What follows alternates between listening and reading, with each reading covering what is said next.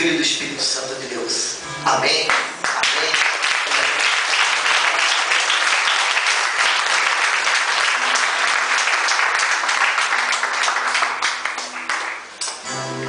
Paz, irmãos. Amém. Pode tomar assento, por favor. Tem gente já esperando, né? Então vamos lá. Vira pro irmão que está do seu lado aí. E com fé, irmão, mas com fé. Diga para ele o que, meu irmão? Você é? Glória a Deus. Ele me conhece. Queridos, hoje era para eu estar na escola. Passei uma semana tribulosa, 2 semanas tribulosas, com o TCC. Coisa, isso não é de Deus, não, irmão. Esse negócio de termo de cruz não é de Deus.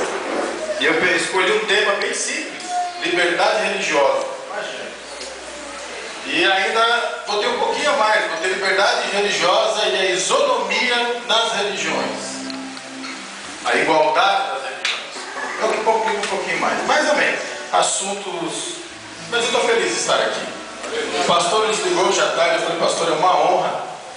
Vamos arranjar alguém. Eu fui arranjar alguém. Eu falei, tudo para não ser eu, Deus. E fui procurar. Peguei minha agenda, liguei para um monte de gente, todo mundo ocupado. Mas toda vez que eu venho aqui, irmão, aqui eu tenho um resgate, aqui eu tenho um socorro. Amo o pastor Jacques, amo a pastora, amo essa família já de longa data, amo essa casa, amo esses mal acabados aqui. E Deus tem feito milagre nesse lugar e eu tenho presenciado. Sempre que posso estou aqui, sempre que posso. Os irmãos sabem disso. Eu venho, eles estão tudo ali tomando banho de sol, gostoso, lagarteando na piscina. Ô irmão Rangel, ô fofura, tem um que só me chama de fofura. É uma bênção de Deus. Eu lhe darei uma porção entre os grandes, e ele dividirá o despojo com os fortes, porquanto ele derramou sua vida até a morte. Repito, porquanto ele derramou sua vida até a morte, e foi contado entre os transgressores, pois ele levou o pecado de muitos, e pelos transgressores intercedeu. Tomai assento. Eu tive o prazer de pregar aqui no primeiro dia da campanha e busquei trazer aos irmãos o teor da mensagem do que seria resgate e por que nós precisávamos ser salvos. Por que Jesus teve que morrer? Qual o verdadeiro sentido da morte de Jesus? Quantos lembraram? Alguém lembra daquilo que foi falado aqui no primeiro dia, muito tempo atrás, quase um mês, né? Quase um mês atrás.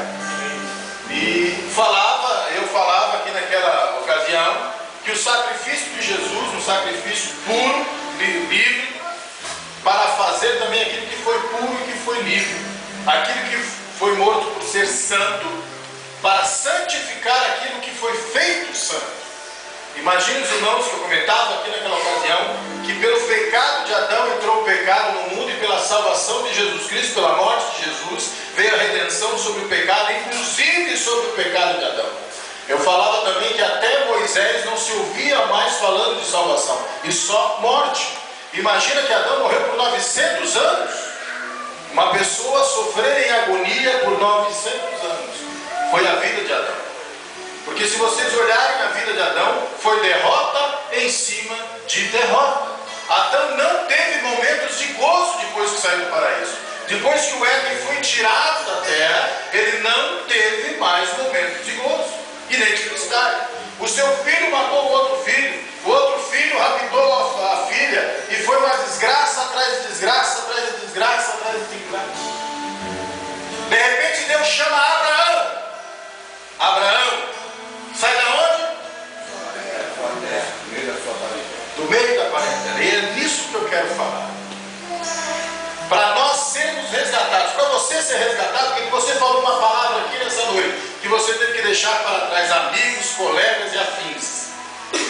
Ou em outras palavras, você teve que sair do meio da sua parentela.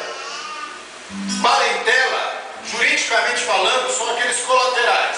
Primos, tios distantes e tudo mais. O resto é familiar.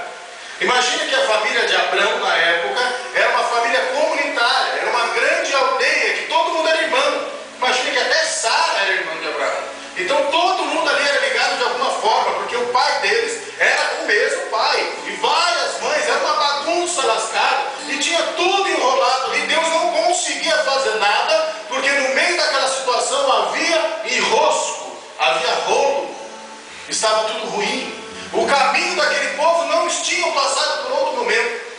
Eles só tinham aquela situação porque eles conheciam somente aquilo, pastor Cléber. Eu lembro quando eu devia ter uns 15 anos de crente já convertido, voltei a Santa Catarina, na casa dos meus pais. O meu tio embriagado, e era contumaz, ele era embriagado 7 dias por semana, tinha carteira assinada de bebum, se aposentou por isso, inclusive, e morreu dessa forma.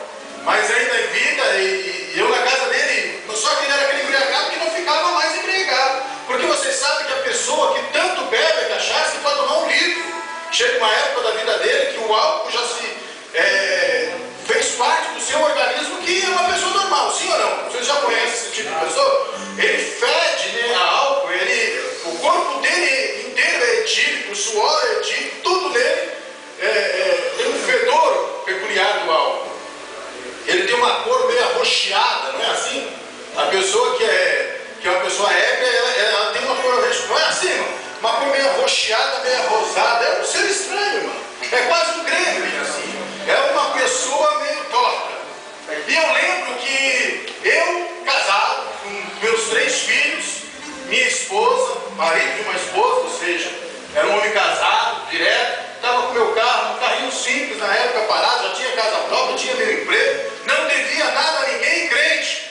Ele vira para meus pais assim: a tua avó deve estar se remoendo no tomo.